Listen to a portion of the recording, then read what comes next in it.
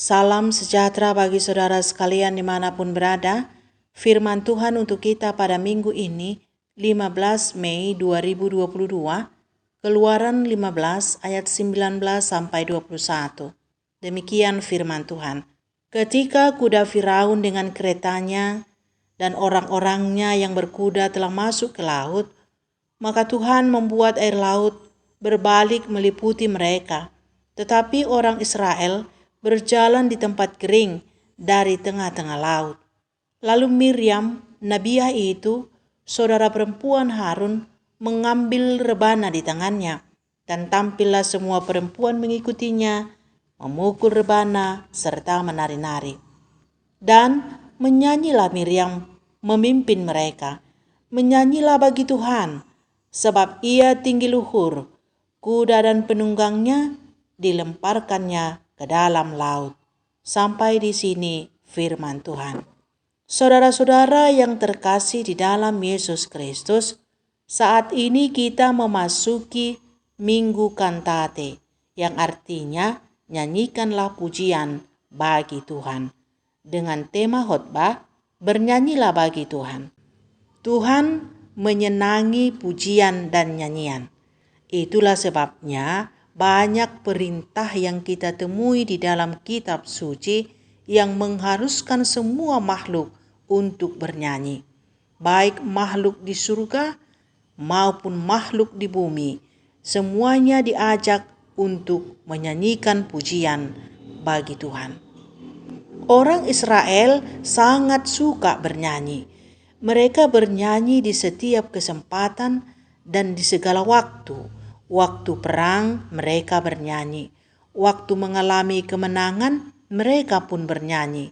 Waktu memerah anggur dan waktu pertunangan, bahkan pada saat kematian, mereka akan melantunkan nyanyian bagi Tuhan.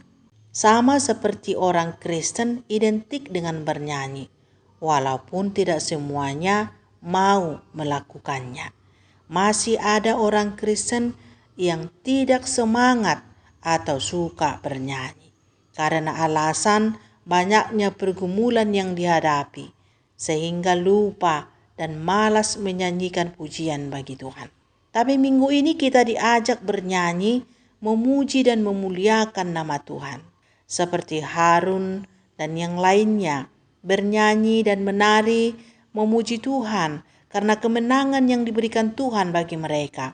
Perbuatan Tuhan yang ajaib yang terjadi saat itu mendorong mereka untuk menyanyi bagi Tuhan. Mereka menyaksikan perbuatan Tuhan yang ajaib, di mana Panglima Firaun dan orang-orangnya tenggelam di laut, sementara umat Israel selamat walaupun berjalan menyeberangi lautan. Perbuatan ajaib Tuhan bukan hanya terjadi bagi bangsa Israel, tapi bagi kita juga Allah telah melakukan perkara-perkara besar. Dia menyelamatkan kita dari musuh-musuh. Kita diberi kemenangan hingga kita pun selamat. Untuk itulah kita harus bernyanyi, memasyurkan namanya yang kudus. Dalam nas khotbah ini tidak diceritakan kepada kita bahwa betapa indahnya suara mereka, tetapi terlihat bagi kita betapa sukacitanya mereka melihat dan merasakan perbuatan Tuhan atas bangsanya. Nyanyian dan pujian itu menggambarkan ungkapan jiwa spontan yang ditujukan kepada Allah, dan sudah tentu perbuatan ini sangat menyukakan hati Tuhan. Saudara-saudara yang dikasihi Tuhan, bernyanyilah bagi Tuhan, bukan saja dalam suka, tapi dalam segala situasi.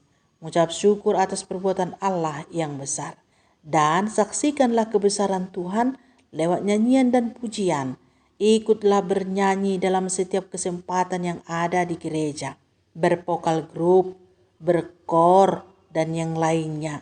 Dan di mana saja jika kesempatan itu ada, lakukanlah itu.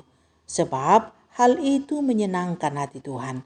Ingat dan ketahuilah bahwa bernyanyi itu adalah ciri makhluk surgawi. Sebab di surga para malaikat bernyanyi siang dan malam memuji Tuhan. Lihat Wahyu 4 ayat 8-11.